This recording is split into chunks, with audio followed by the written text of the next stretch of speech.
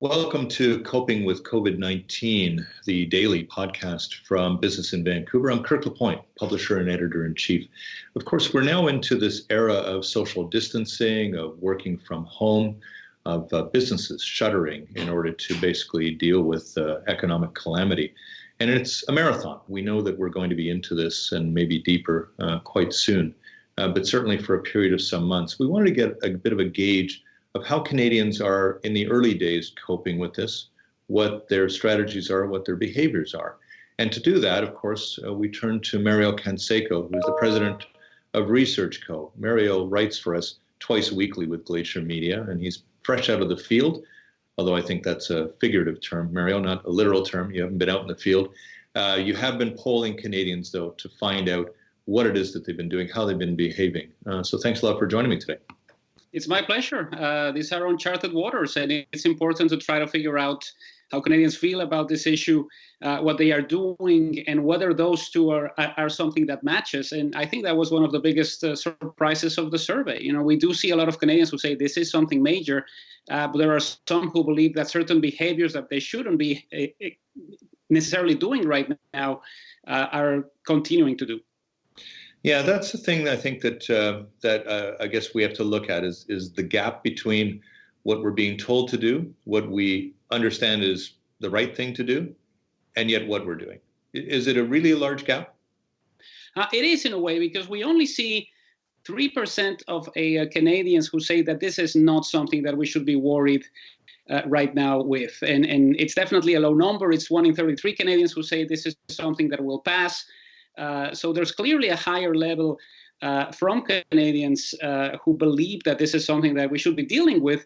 But when we get into specific issues related to what they are doing right now, we do find that there's roughly 1 in 5 who say it's okay to go and visit elderly relatives. We see almost 3 out of 10 who say that it's okay to hold gatherings of less than 10 people. So the social distancing aspect of this is something that has been lost with some Canadians, particularly those who are aged 18 to 34. Do you think it's because we're not seeing evident sickness around us, and so we assume that, you know, that if someone doesn't have symptoms, they can't be ill? This is definitely one of the issues that we see in the survey. The idea that if you're not showing symptoms, you're fine, you can carry on with your life. It's impossible right now to know whether somebody actually carries this virus. And it's one of the reasons for some of those younger Canadians to think that they'll be fine. You know, I'm not showing any symptoms. I think I can go on with my life. But you could be carrying this virus and then taking it to somebody who's more vulnerable right now. Is it age-related, the behavior? In many ways, it is. You know, I do see more younger Canadians who feel that they can continue to carry on as if nothing happened. More of them who are saying that they could go to a restaurant if they wanted to. More of them who say they would go to a specific place where there's more than 10 people. It's also a little bit higher in Quebec and in Alberta, which is quite strange. You know, it's not often that we see those two provinces joining together to say that something is the same. So it's kind of strange. BC is kind of at the height when it comes to dealing with this type of situation and not doing things that we shouldn't be doing. So there is a little bit of hope here. But there's definitely a situation where the number should be closer to, let's say, 1 in 10 Canadians thinking that some of these things are reasonable, and it's more likely to be around a third. Really? That many? Are there big differences between how men and women are approaching this so far? The gender gap is quite astonishing. We definitely see a situation where women are more likely to say, let's not do any of these things. This is a crisis. This is something that is going to take a long time to get through. And it's something that is going to be with us for a little bit longer than many men think so. We definitely see men thinking that everything's fine, that things are going to get better sooner rather than later, and also believing that they're immune to many of these problems that we're seeing. So ultimately, I think there's many Canadians who are heeding the message from their health, from their own health services when it comes to doing things. But there are many others who believe that this is fine and they should carry on with their lives. Yeah, I mean, one of the problems that I guess we've noticed this week here at Business in Vancouver and reporting on this has been just the fact that the messages have shifted so quickly. I mean, here we were a week ago being told by our chief health officer that, go out, get out to restaurants, don't shut down the economy.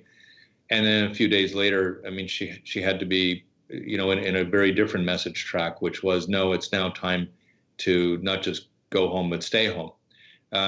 Is there perhaps just a bit of a lag here where people have heard an earlier message, taken it to heart, and not considered that this was really the emergency that now it's apparently? There is a little bit of a lag, and I think it has to do with the way specific provinces dealt with this. There are definitely areas of the country where more residents are saying, I'm not doing this, and I don't think this is reasonable. And there are others where the numbers definitely change. And it has been something that has really hit us quite rapidly when it comes to the way in which we feel about it. We've been talking about this issue for a few months now, but nobody expected it to come into Canadian shores this quickly and at a situation that is going to be altering our lives as much as it has for the past week.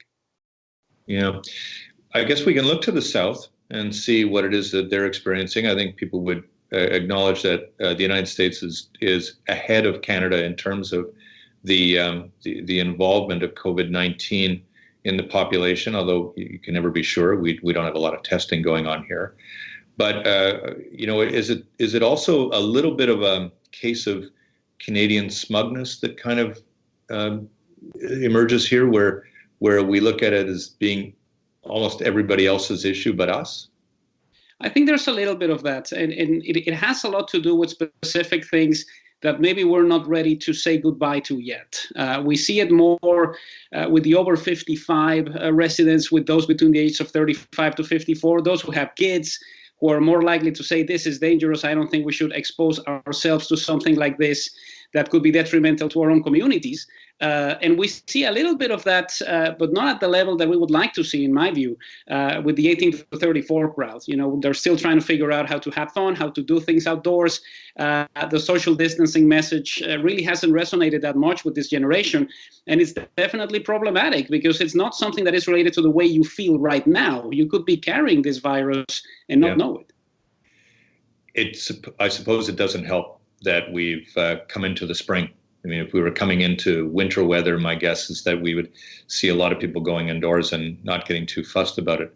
The fact that it's rather beautiful out right now, we're here in British Columbia, that, this is an outdoors province in the main, doesn't really support, I think, the policies that we're doing. They're a bit incongruent with it. So I guess what I'd ask there is, what do you think policymakers have to deal with here now, and now that you're seeing this behavior? Well, one of the key issues here is definitely related to the way in which the messages are going to be relayed to those who need to listen to them. We've had daily briefings, we've had discussions in many areas of the country related to what you should or shouldn't be doing. And I think part of the problem is, as you mentioned earlier, it's the lag. Maybe you heard something on Tuesday that was okay. It's Friday and it's no longer okay, and things have really definitely changed. I think that's one of the reasons for this to be happening the way it is. But there's also a lot of concern and certainly some animosity towards those who should be at home and aren't doing this right now. So in the next couple of days, in the next week maybe, we'll get a much a clearer picture of the situation when it comes to the way Canadians feel about those who are breaking curfew when they shouldn't, or essentially those who have been doing things that they shouldn't be doing, such as hoarding and essentially trying to sell something at a higher price. There will be some animosity towards these Canadians, but ultimately what we'd like to see is a situation where if you only have 1 in 33 Canadians saying that this is not a crisis, the numbers of those who are taking care of themselves and not doing anything that could be detrimental to their own communities should be closer to that. Yeah. If it persists, I mean, if look, we're going to have probably a pretty nice weekend here in Vancouver. I think much of the province is going to be in a pretty sunny, mild time. Does it become then almost impossible to avoid a national lockdown, do you think? I think it's something that is definitely in the cards, particularly because of the way in which other jurisdictions have reacted to it. We saw what happened in northern Italy, which was ultimately expanded to the rest of the country. We see what is happening in Spain. We see certain jurisdictions in the U.S. saying we are going to move towards something that is closer to this, even though the leadership at the federal level has left much to be desired. But we do have a situation here where this might be the only option to try to do something that is similar to what was done in Europe, because doing this piecemeal hasn't had the unanimous effect that a lot of people expected it would have. Obviously, the societies of China, South Korea, and Japan are different than ours in terms of an overall societal discipline, and in the case of China, certainly the authoritarian nature of its government, its ability to impose these kinds of curfews, and to be rather stark about it.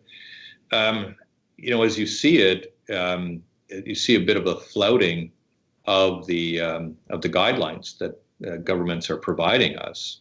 Is it clear that we can actually develop that kind of discipline in short order?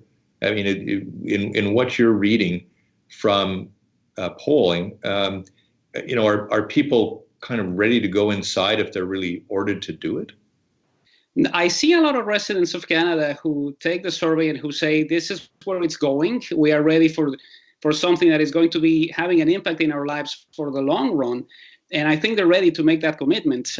Ultimately, I think it's a decision that is left to specific levels of a government. But I think there's definitely a lot of Canadians who are ready for this. Ultimately, what is really fascinating to me to watch is there's many who are already taking more steps than are necessary to deal with this type of situation, self-quarantining, even if they weren't away or weren't close to somebody who was infected or was tested.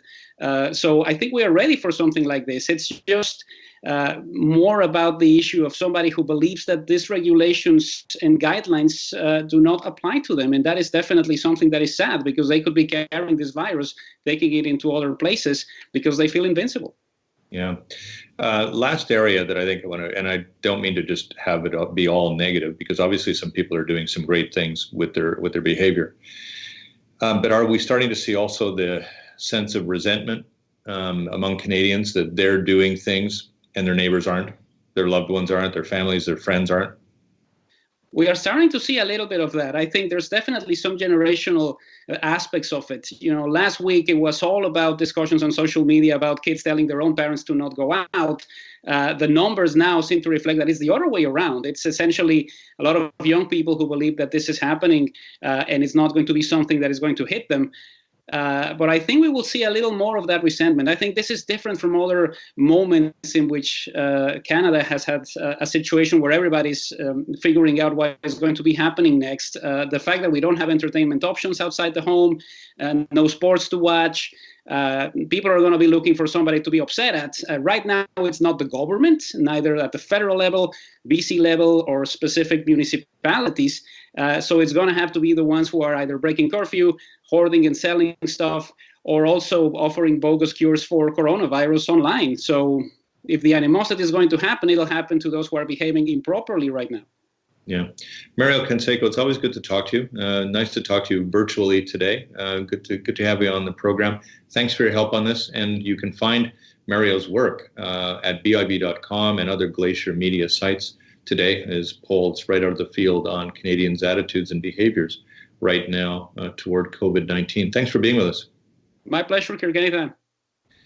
I'm Kirk LaPointe, publisher and editor-in-chief of Business in Vancouver. You've been watching Coping with COVID. We'll see you next time.